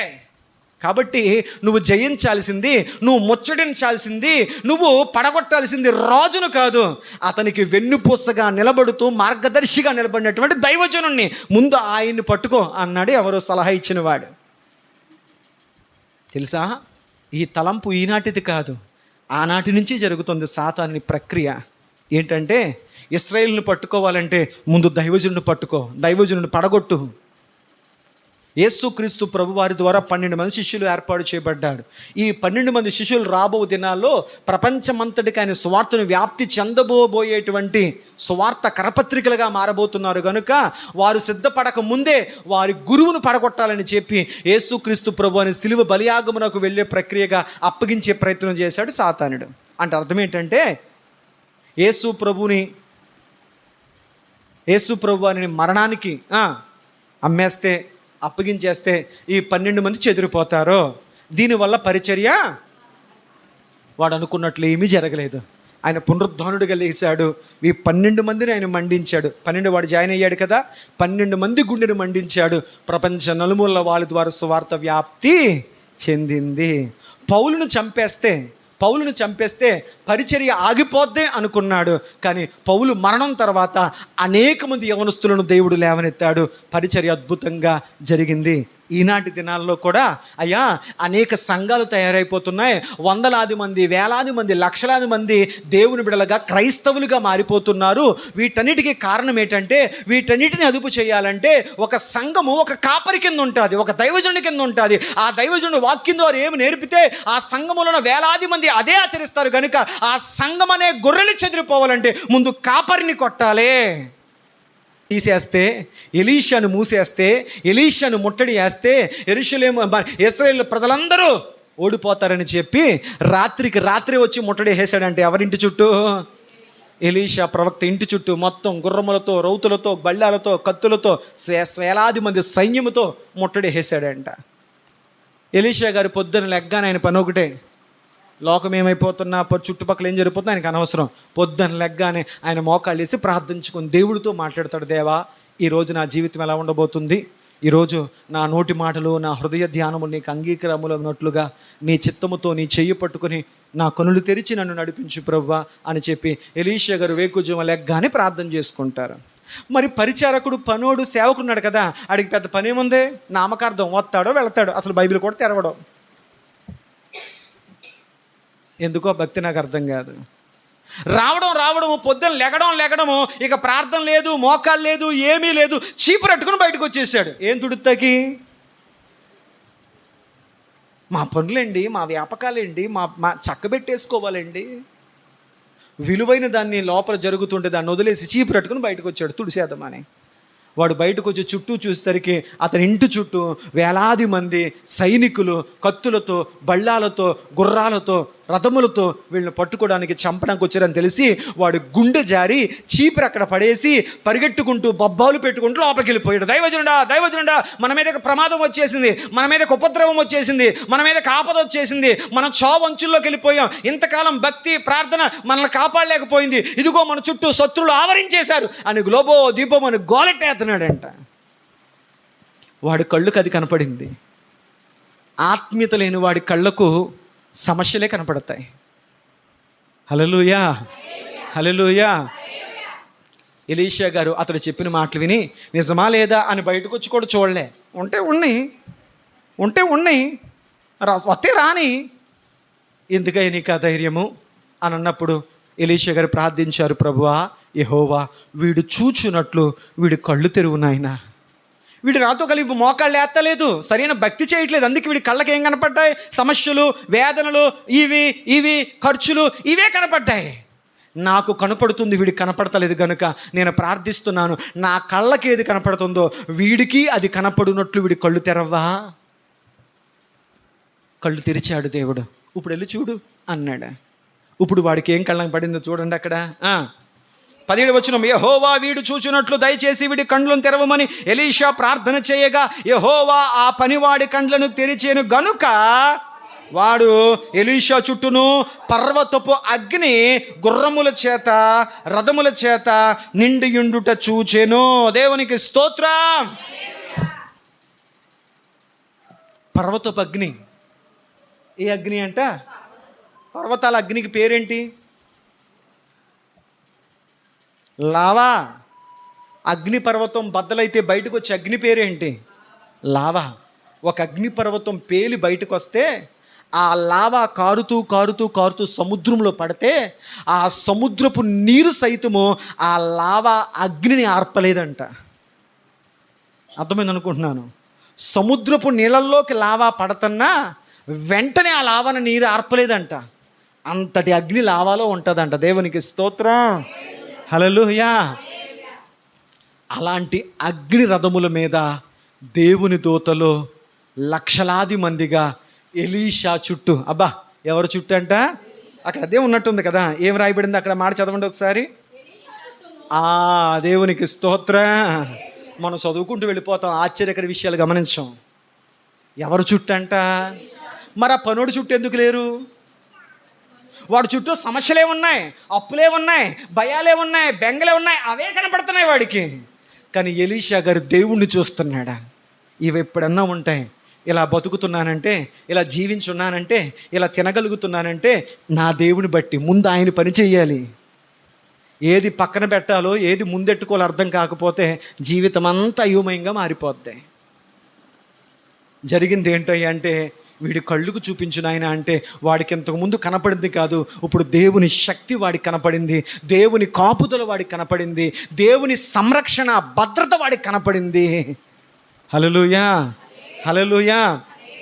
ఆ రీతిలో ప్రార్థన దేవుడు ఆలకించి ఆ పనివాడి యొక్క కళ్ళు తెరిచినప్పుడు జరిగింది ఏంటయ్యా అంటే, దేవుడు వారికి ఇస్తున్న భద్రతను అద్భుత రీతిలో అతడు చెప్పండి, దేవునికి స్తోత్రం చెప్పండి. హల్లెలూయా. మరి వచ్చిన వాళ్ళ పరిస్థితి ఏంటి? దానికోసం పరలోకం దేవదూతలు వచ్చి యుద్ధం చేసినంత అవసరం లేదు కదా. యేసు ప్రభు అన్నారు, నేను ప్రార్థిస్తే పేతురా నీ సహాయం అవసరం లేదు, పరలోకం నుంచి దిగిపోతాయి, సైన్యపు వ్యూహాలు దిగిపోతాయి నేను రక్షించడానికి, అది వాడాల్సినంత అవసరం లేదు. ఎలీషా గారు ప్రార్థిస్తే ప్రభువా అని అడిగితే మొత్తం అగ్ని పడిపోద్ది వాళ్ళందరి మీద. ఎలీషా గారికి తెలుసు అది వాడాల్సిన పని లేదు. భక్తులకు తెలుసు ఏది ఎంతవరకు మాత్రమే వాడాలో. అన్నీ ఉన్నా కనుక మనం కూడా ఏమి లేనోడే అది ఉందనాలో ఇది ఉందనాలో అది చేస్తాను ఇది చేస్తానని చెప్పి గారిడి విద్యలు చేస్తాడు. ఎలీషా అంటే ఒక గొప్ప అభిషేకం గల దైవజనుడు. ఆ దేవుని శక్తిని వాడలే. సమస్యను ఎంత సింపుల్గా పరిశీలించాడో తెలుసా? ఈ పనుడు అనుకున్నాడు, ఓకే బలంటోళ్ళు వాళ్ళు 1000 మంది వచ్చారు, మన తరపున 1,00,000 మంది ఉన్నారు, సరే కొట్టేసుకోండి. ఇప్పుడు ఒక బేకరీ యుద్ధమే, రక్తపాతమే. ఏం జరిగిపోద్ది అనుకున్నాడా? చెప్పరేటండి. పరలోకంలో సైన్యం వచ్చేసి ఈ భూమి మీద సైన్యంతో యుద్ధం చేసి రక్తపాతం చేసేసి మొత్తం చంపేద్ది. దేవుని ఆలోచన అది కాదు, అసలు దైవజనుడు ఆలోచన అది కాదు. ఎంత సింపుల్గా సమస్యను పరిష్కరించేశారంటే ఎలీషా గారు మోకరించి, ప్రభువా యుద్ధానికి వచ్చారు, పట్టుకోవడానికి వచ్చారు, ఒక పని చే, వాళ్ళ కళ్ళకు అంధత్వం దయచే అన్నాడంట. ఆమె చెప్పండి. హల్లెలూయా. 18వ వచనం. ఆ దండు వారు అతన్ని సమీపించినప్పుడు ఎలీషా ఈ జనులకు అంధత్వముతో మొత్తుమని యెహోవాను వేడుకొనగా ఆయన ఎలీషా ప్రార్థన చొప్పున వారికి అంధత్వముతో మొత్తెను గనుక అప్పుడు వారు ఎలీషా, ఇది మార్గము కాదు, ఇది పట్టణము కాదు, మీరు నా వెంట వచ్చిన ఎడల మీరు వెదుకు వారిని మీరు కలుసుకుందరని చెప్పి వారిని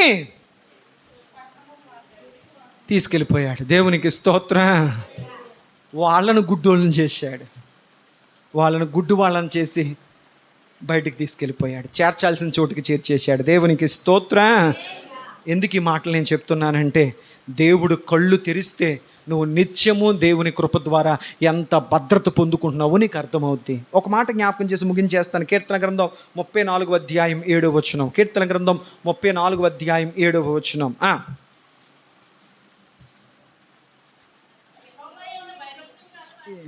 యెహోవాయందు భయభక్తులు గలవారి చుట్టూ ఆయన దూత కావలి ఉండి, ఎలీషా గారికి అదే జరిగింది. యెహోవాయందు భయభక్తులు గలవారి చుట్టూ ఆయన దూత కావలి ఉండి వారిని రక్షించును. ఆ భయభక్తులు లేకుండా ఏదో కాలక్షేపానికి భక్తి చేసే వెళ్ళేవాడు లోబోదీపమని గుండెలు కొత్తేసుకున్నాడు. ఏది నీ భక్తి? మూయబడిన కళ్ళతో భక్తి చేస్తున్నావా? ఏదో చేస్తున్నాను ఏళ్ళు వస్తున్నానని గుడ్డు భక్తి చేస్తున్నావా? తెరవబడిన నేత్రాలతో వివేకము కలిగి భక్తి చేస్తున్నావా? ఒక్కసారి గ్రహించు. అలా నువ్వు గ్రహించగలిగితే నువ్వు భక్తులు చేసిన ప్రార్థన చేయి. ఏమనంటే, దేవా మా కన్నులు తెరువుము. దేవునికి స్తోత్రం. ఈ మాటల చేత దేవుడు మనల్ని బలపరిచి అట్టి ప్రార్థన చేత దేవుడు సత్యాన్ని గ్రహించే ఆత్మ సంబంధమైన మనోనేత్రాలు మన జీవితాల్లో తెరుచునుగాక. ఆమేన్.